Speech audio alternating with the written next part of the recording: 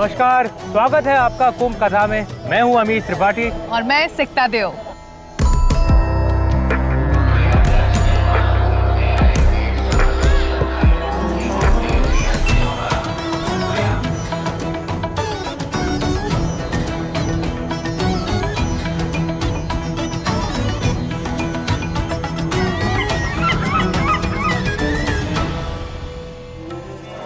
जहां मैं खड़ा हूं वहां दसों दिशाओं से काल का प्रवाह जारी है।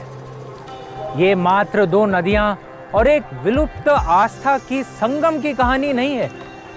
ये एक सभ्यता, एक संस्कृति के निर्माण की महान गाथा है। स्वतंत्र भारत के प्रसिद्ध चिंतक राम मनोहर लोहिया जी ने कहा था कि श्री राम, श्री कृष्ण और महादेव शिव भारत के वो महास्वप्न हैं, वो महान प्रतीक हैं जिनमें हम सब की वास्तविकता दिखती है। तो एक त्रिवेणी अगर गंगा, यमुना और विलुप्त सरस्वती की है तो दूसरी है राम, कृष्ण और शिव की। अगर इसे हम अपनी स्मृति से जोड़ें तो गंगा शिव की जटाओं से बहती हुई हमारी परंपरा का हिस्सा रही है और ये सब एक बड़े कालचक्र से परे है।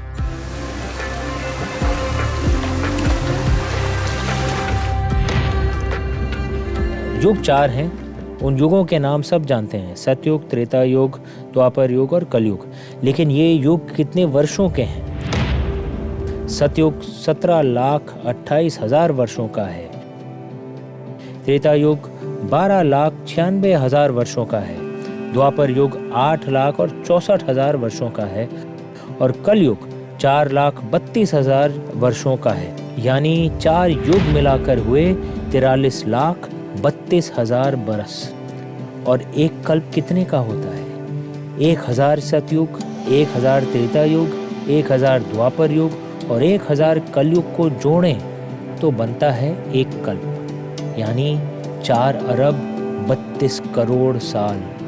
और पुरातन ग्रंथों में देखें तो पता चलेगा कि यह काल गणना 5 कल्पों तक जाती है, यानी 20 अरब से ज्यादा साल।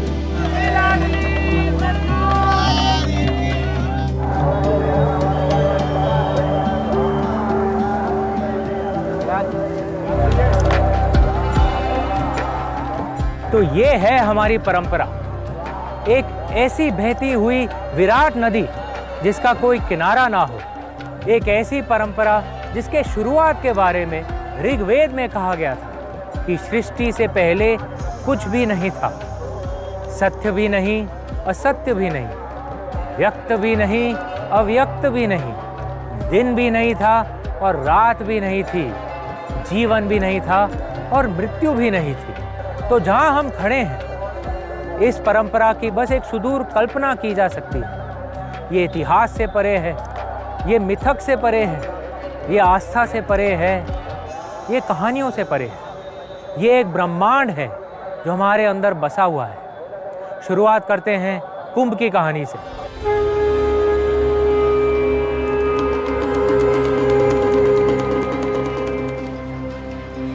बीते 1 महीने से इस संगम पर मनुष्यता का विराट रेला है। सुबह शाम दिन रात लोग संगम में डुबकी लगा रहे हैं। ये पाप का प्रक्षालन नहीं है, ये अपनी उस आत्मा का आविष्कार है जो सांसारिक जीवन में सोई रहती है।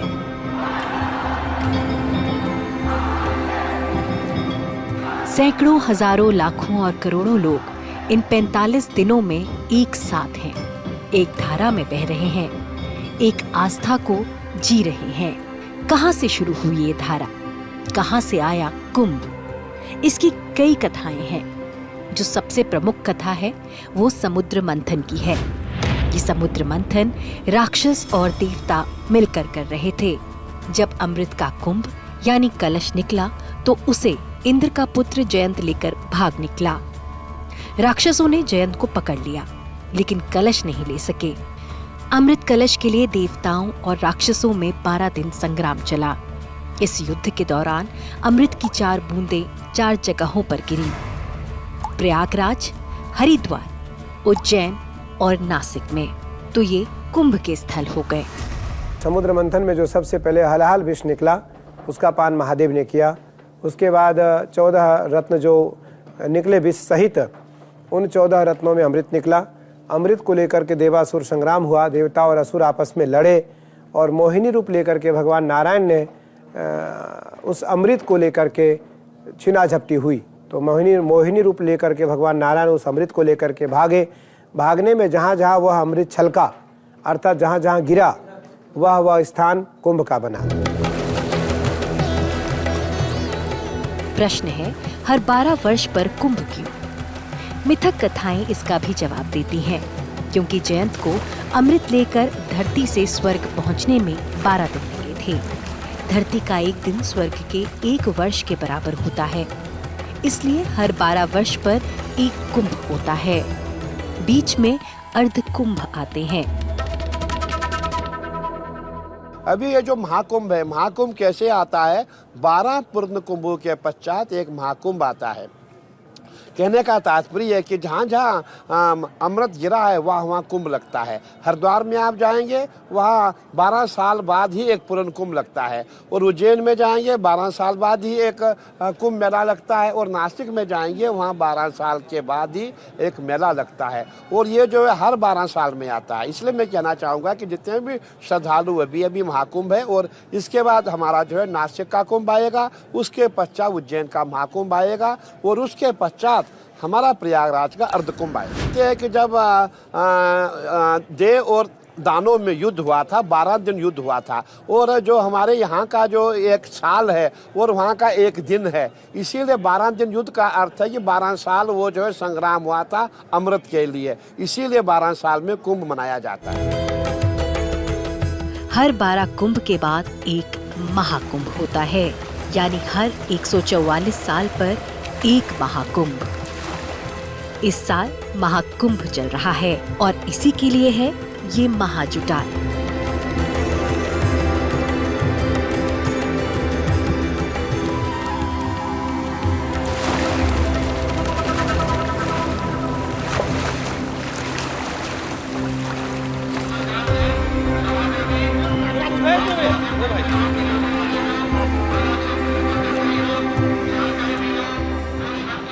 सिट्टाब, हमने कुंभ की कहानी तो सुन ली है, लेकिन लाखों करोड़ों लोग यहाँ पे आ रहे हैं। अनगिनत गांव, खेड़ों, शहरों, प्रांतों से लाखों विदेशी भी आ रहे हैं।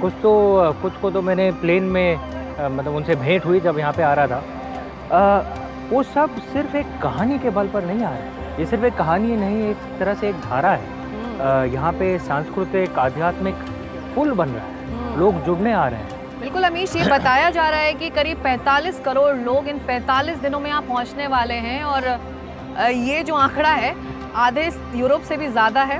इसमें 3 रूस समा सकते हैं, 5 जर्मनी, 6 ब्रिटेन या फ्रांस। तो कल्पना के परे। बिल्कुल, और ये तुलना सिर्फ इसीलिए है ताकि सभी को ये अंदाज़ा लग पाए कि कितनी भीड़ या फिर श्रद्धालु यहाँ जुट रहे हैं, और जो इस महाआयोजन का ऐसा इतिहास पृथ्वी पर कभी नहीं रहा है, और इतनी जन भागीदारी पहले कभी नहीं देखी गई अमीश। इतने लोग आ रहे हैं, कई लोगों का तो इतना योजना, इतना प्लानिंग भी नहीं होगा। कई चल के आ रहे हैं, प्लेन से आ रहे हैं, ट्रेन से आ रहे हैं, बस से आ रहे हैं। यहाँ पे पहुँचते हैं तो रात में इतनी ठंडी, दिन में गर्मी, पहनेंगे क्या, रहेंगे कहाँ पे? अभी गंगा जी, यमुना जी पे आते हैं, संगम पे आते हैं तो कई जगहों पे रास्ते बंद कर दिए गए हैं, लेकिन किसी भी तरह कुछ करके लोग यहाँ पे पहुँच जाते हैं। अपनी रिपोर्टिंग के दौरान हमने पाया कि बिना प्लान के लोग यहाँ पहुँच जा रहे हैं इस पवित्र स्नान के लिए, लेकिन सरकार ने एक प्लान बनाया हुआ है। स्थानीय प्रशासन और राज्य सरकार की क्या प्लानिंग रही है, कुछ आंकड़े मैं आपको बताती हूँ।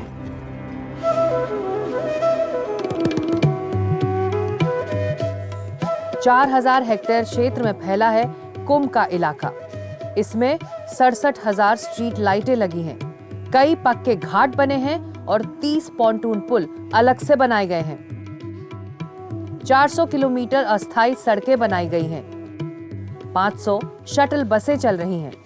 रोडवेज की 7,000 बसें हैं। कुल 16,000 ट्रेनें चलाई जा रही हैं, जिनमें 3,000 विशेष ट्रेनें हैं। ये तो आने जाने का इंतजाम हुआ। अब रहने की व्यवस्था बता दूं। यहाँ 1 लाख से ज्यादा टेंट लगे हुए हैं।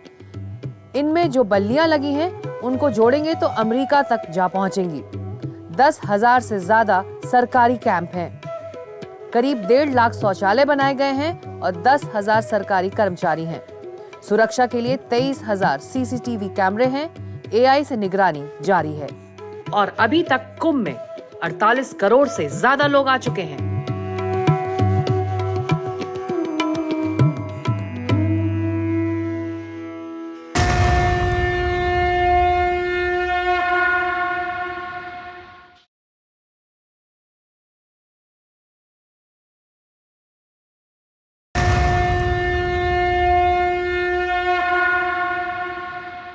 सिकता, मैं आधुनिक काल के पहले के बारे में सोच रहा था, जब बसें नहीं थी, ट्रेन, प्लेन, ये सब नहीं थे। लोग ज़्यादातर लोग उस ज़माने में चल के आते थे, क्योंकि तब भी कुंभ मेला होता था।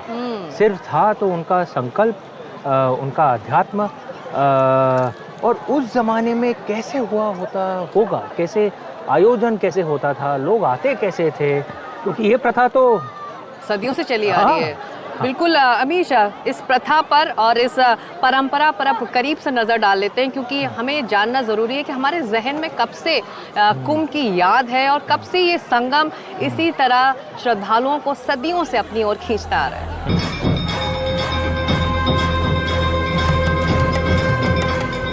हर 12 साल पर संगम पर लगने वाला ये कुंभ मेला आज का नहीं, सदियों पुराना है।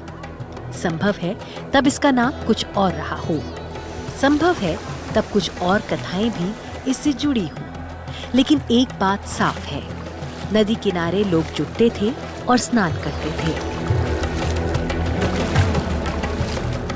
प्राचीन काल से लग रहा है कुंभ मेला।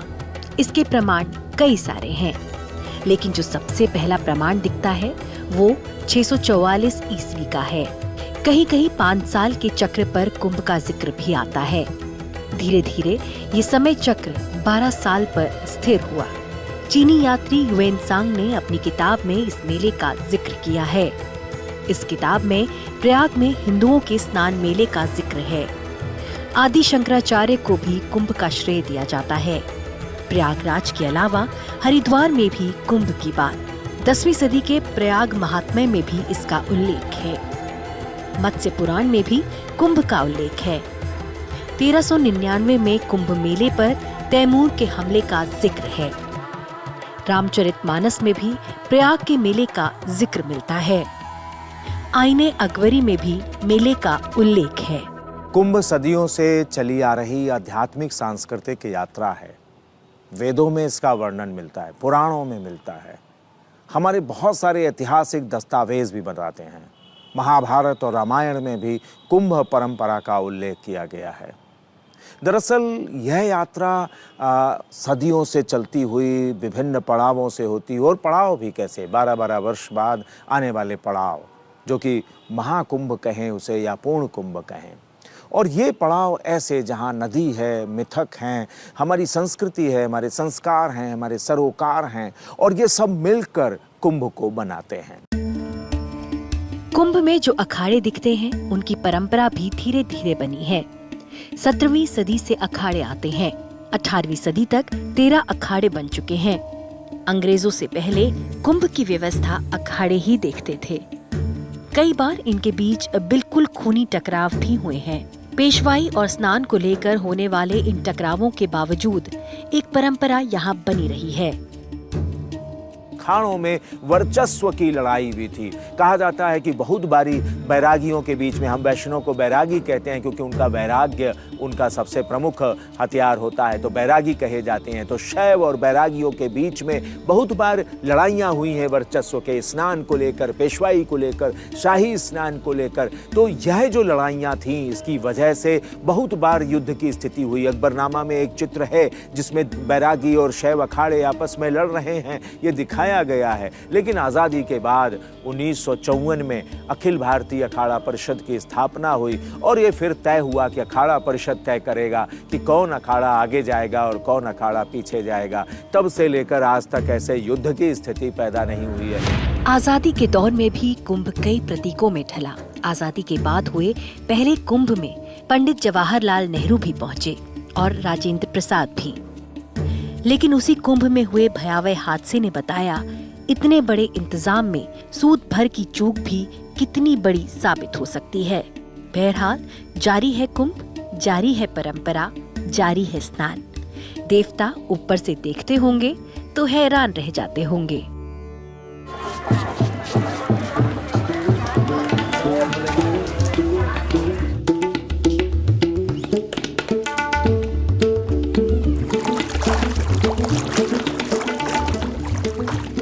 तो ये है कुंभ का इतिहास। लेकिन क्या यही एक कहानी है कुंभ के पीछे? सागर मंथन की कहानी कि देवों और असुरों के बीच ये महायुद्ध हुआ और 4 बूंदें अमृत की पृथ्वी पर गिरी और वहीं पे कुंभ मेला सदियों से चला आ रहा है। क्या यही एक कहानी है कि और भी कहानियां हैं? बिल्कुल अमीश, यही सवाल मेरे मन में भी है। क्या कुंभ और भी हैं? क्या ऐसे आयोजन और भी हैं, स्नान और भी हैं जिन्हें हम कुंभ कह सकते हैं या कुंभ होने का वो दावा कर? एक्चुअली हैं, बहुत हैं। तो एक मैसूरू कुंभ है जो हर 3 वर्षों में होता है। हाँ, लेकिन इतना प्राचीन नहीं है, इतना पुराना नहीं है। आई थिंक उसकी 11वीं मैसूरू कुंभ अभी हो रही है, फरवरी में ही हो रही है। लेकिन हाँ, दक्षिण भारत के कई साधु संत मैसूरू कुंभ में आते हैं।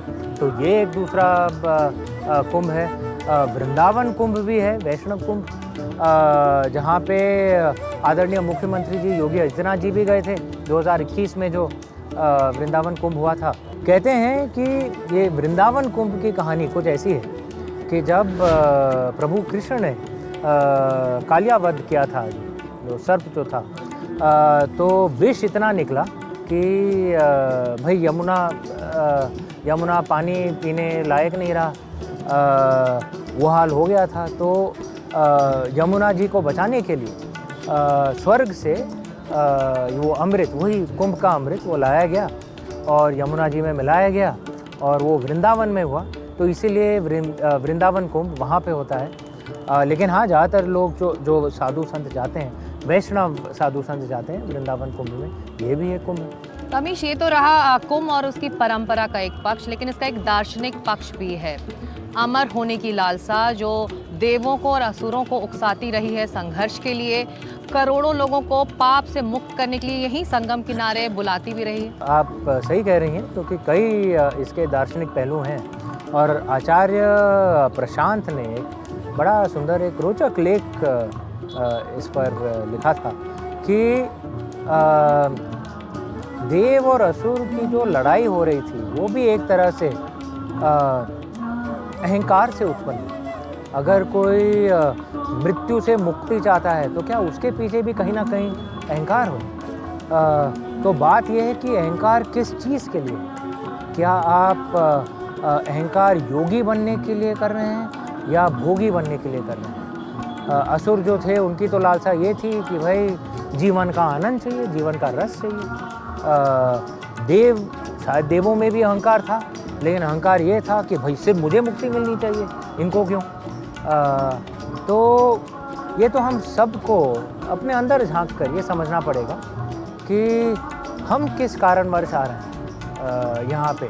आप भी जब आएँ, हम आशा करते हैं आप में से बहुत लोग आएंगे यहाँ पे त्रिवेणी संगम में, कुंभ में।